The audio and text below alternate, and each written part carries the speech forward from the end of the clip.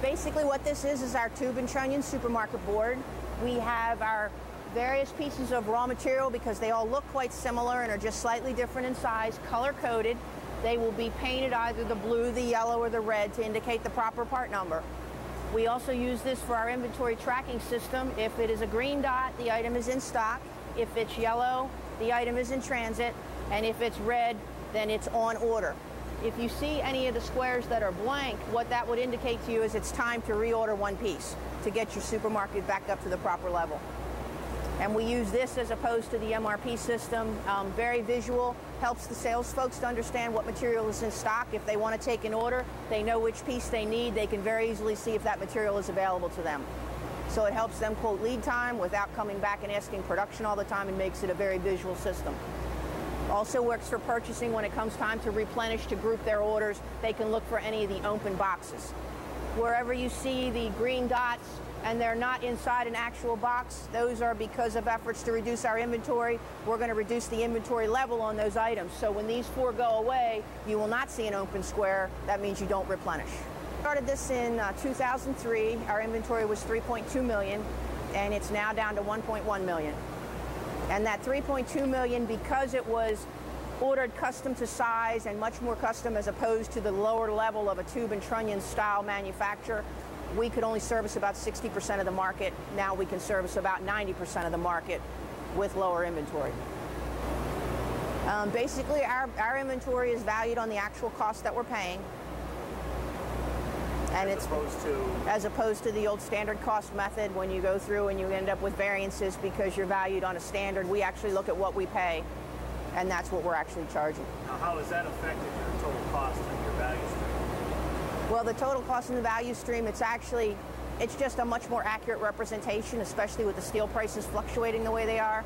It gives us a very good picture of what actual cost is. Very good. Good. I can hear them coming up with another question.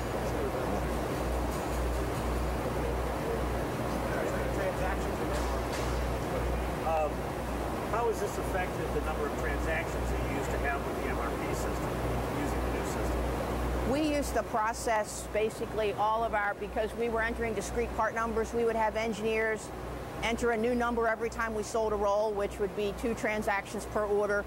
Made 600 transactions a year just for that, times 3, because every end and body had to have a unique part number. All those drawings had to be made as particular detailed drawings.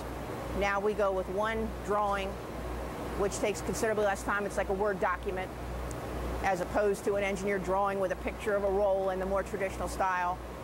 So it probably has reduced our transactions by a good 10 to 15,000 a year in a lot of the engineering and the MRP functions. We no longer enter any kind of routing into the system, nothing detailed. It's all done off an Excel spreadsheet, and you simply select the operations that need to be performed. What we learned was every roll was really not unique, so much as it was a subset of operations of what it could be. So we have the worst case scenario in an Excel spreadsheet, and when you sell an order, you simply delete the operations that won't apply and hit the print button. So that now is done in about 5 minutes instead of about 32 hours. That's a great savings. And the great thing with that was we had about 80 orders in backlog. One of our biggest stumbling blocks we found when we first value streamed was our inability to even get the order to the manufacturing floor in a reasonable time. It would take us months to get it out onto the production floor. By the time engineering did what they wanted to do, the custom routings were built. Now we can take an order and flow it. It averages 2 days. It can be done in as little as 15 minutes if we need to. Now, does this help you with your labor tracking also? It does, because we recognize the labor is fixed, so we no longer charge to each job. We used to have to check off each operation, so once we could eliminate MRP, we could eliminate that need to clock off every operation for every individual every day, and then try to reconcile that back to our labor number.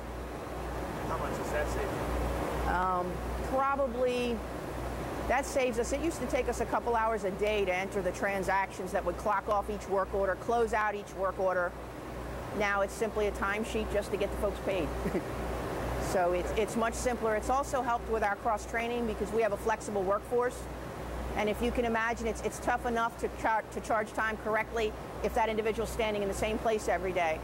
Our folks, many things run unmanned, many things move around. The old system would require you to clock time whether the individual stood there or not, based on a standard. So we no longer do any of that. Very good.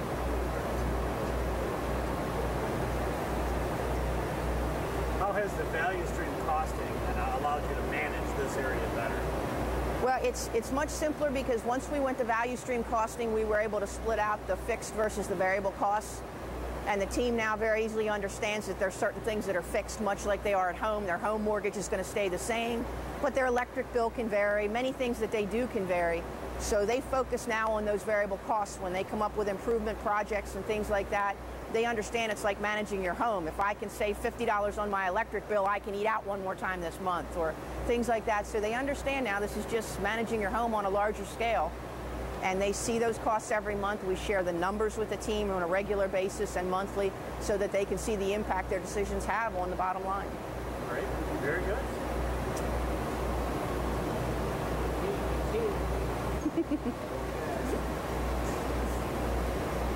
How does value stream costing help you make purchase decisions? Should you do the work in-house? Should you send it to an outside facility? Well, the value stream costing works very well because we know what our payroll number is, and in the example of insourcing a heat treating project, which the team decided to do, we realized it could be done virtually unmanned. We also realized we had a gentleman who would spend about half of his time on the road trucking the rolls down and trucking the rolls back, so they realized they could get a half a teammate back and improve the process and improve their flow by insourcing.